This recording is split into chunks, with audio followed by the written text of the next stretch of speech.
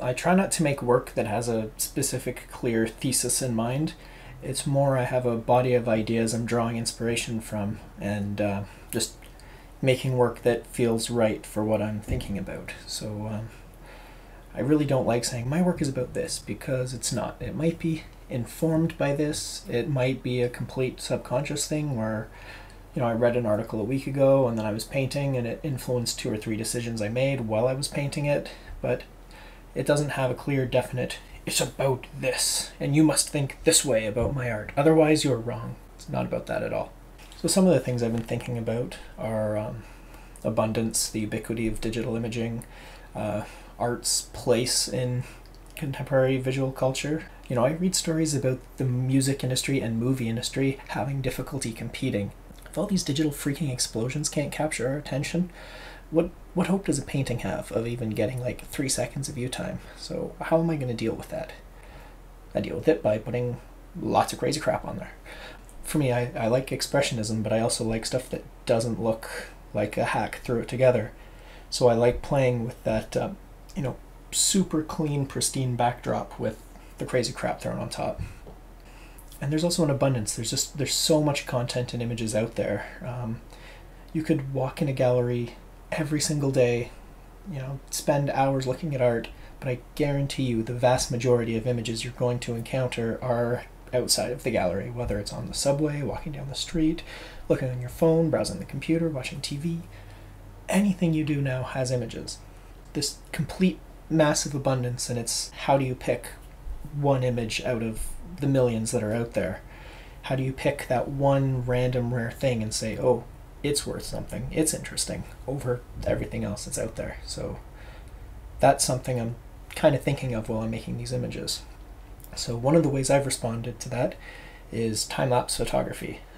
If you've browsed through my previous videos from about 2 years ago, you can tell I was really into time-lapse for a while. I still do them, I just haven't posted any for quite a while. And I've gone through a bunch of sequences and taken out 2 or 3 frames, not really at random, but I don't look at them big, I just look at the thumbnails, and 2 or 3 will pop out at me and I take them and throw them into a digital composition. So every image you can see in this series is a single frame from a time-lapse sequence. There are thousands I could have chosen from, but it just had something special that instinctively drew me towards it. Wasn't a lot of beard scratching and pondering and slow thinking. It was more snap decisions of, oh, there's a ton of images. Yeah, down, down, down. Good.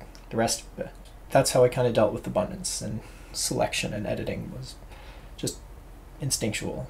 A lot of them are long exposure shots because I just really like the streams. They look cool and they work really well on my paintings, I think.